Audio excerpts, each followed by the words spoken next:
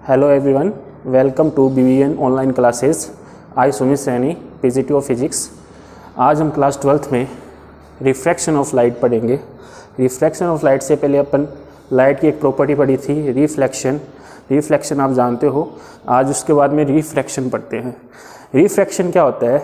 जब लाइट एक मीडियम से दूसरे मीडियम में प्रवेश करती है तो लाइट अपने ओरिजिनल पाथ से डेविएट हो जाती है।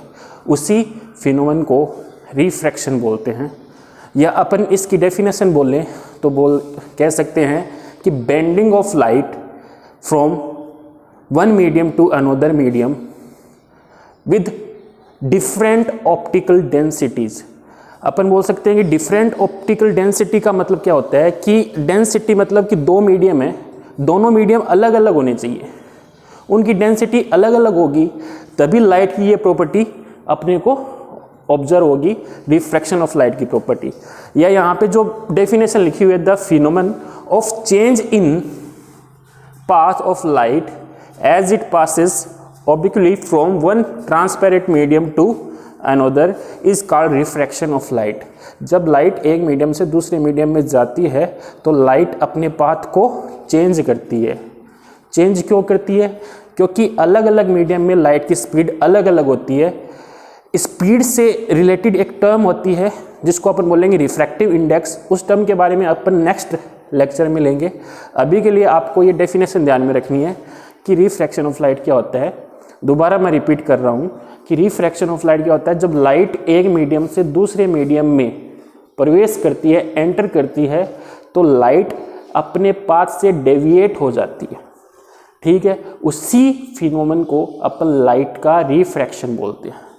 अब देखो यहाँ पे मैंने एक डायग्राम बना रखा है। ये एक मीडियम है, मीडियम लिया मैंने एयर, एक मीडियम लिया ग्लास। एयर ग्लास के कंपैरिजन में रेयर मीडियम है, ग्लास डेंसर मीडियम है।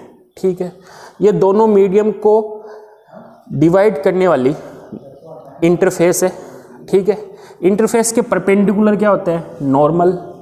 ठीक है, जिस मीडियम से लाइट इंटरफेस पे गिरती है उस लाइट को अपन बोलते हैं, उस लाइट के पाथ को बोलते हैं इंसिडेंट रे।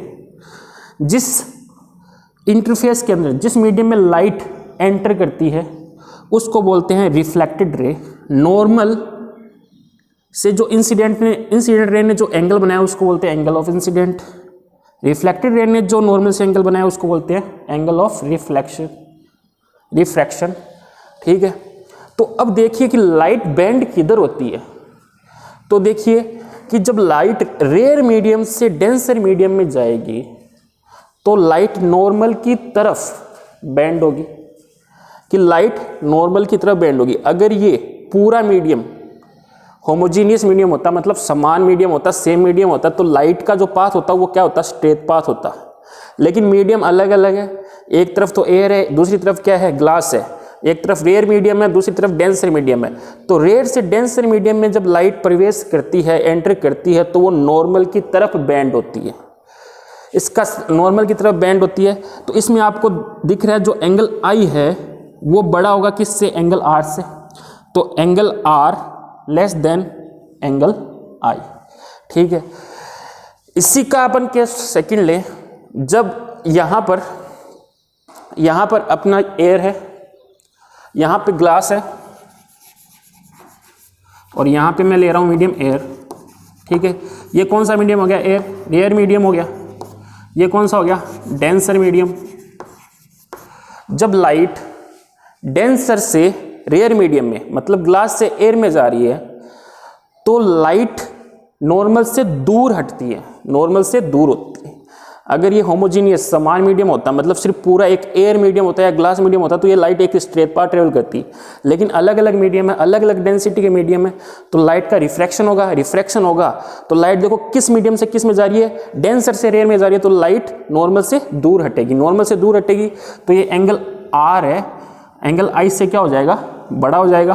तो इस केस में एंगल आर एंगल आई से बड़ा होगा, angle r greater than angle आई।